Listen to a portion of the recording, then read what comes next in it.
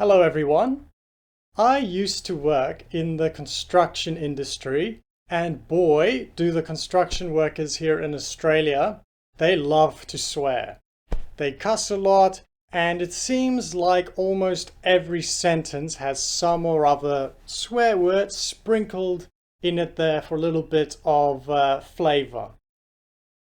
It's interesting also. The construction industry has one of the highest rates of suicide of any industry in Australia. So, of course, I'm not saying that swearing alone is the cause of all these suicides, but I do think there is some correlation and causal linkage there that goes a little bit deeper than the surface level.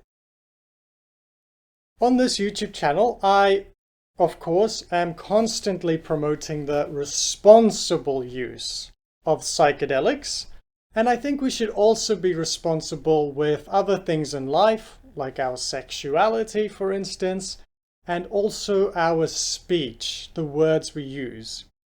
The words we use, they are actually very powerful. Just imagine for yourself, if you go walking in the park, if you approach a stranger and you say to them, "Your dog, it's very, very cute. I just love the color of its fur and it acts so adventurous and your dog is so happy. I love your dog." That person is going to be happy. You're going to bring joy to that person just through your words. However, if for some crazy reason you approach a stranger in the park and you tell them that the shirt they're wearing is really hideous and it makes you look fat, and you stink as well. If you approach someone and use those sorts of words, they are still going to have a power to them. That person is not going to feel good. They're going to feel insulted, offended. And if you look at those two examples, it's almost as if our words have more potential for negativity, or the power of negativity is greater than the power for good. But still, we should use our words responsibly in a way that we feel aligns with our inner values.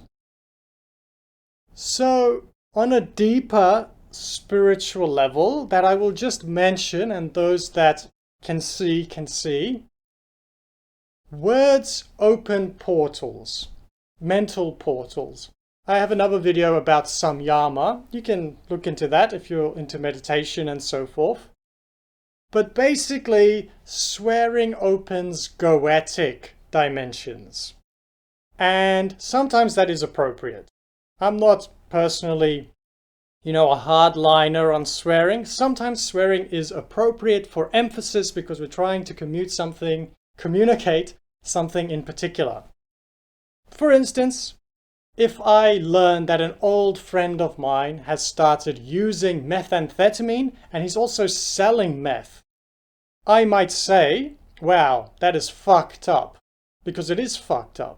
I am opening a goetic portal because I'm communicating something. But sprinkling goetic words through random sentences, it's not a spiritually wise thing to do, I don't think, and it does influence on a deep level the energies that fill our lives. So really this is an invitation to you to be more dynamic and more conscious in the words you use. So, for instance, just for a little bit of, reminiscence or humor, a construction worker might say that, "Man, it is fucking hot today." But instead of saying that, you could say, "Wow, it is blisteringly hot today." Just be a little dynamic in your word choices.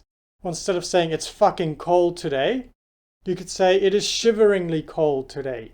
Or instead of saying it's fucking humid today, you could say it is sweat pouringly humid today. Be dynamic, have fun with your language, enjoy language, and treat your words responsibly as sacred because they do have power to them, both in the way that they affect the world, but also very importantly at the portals they open within you and at a deep karmic level. That is very important.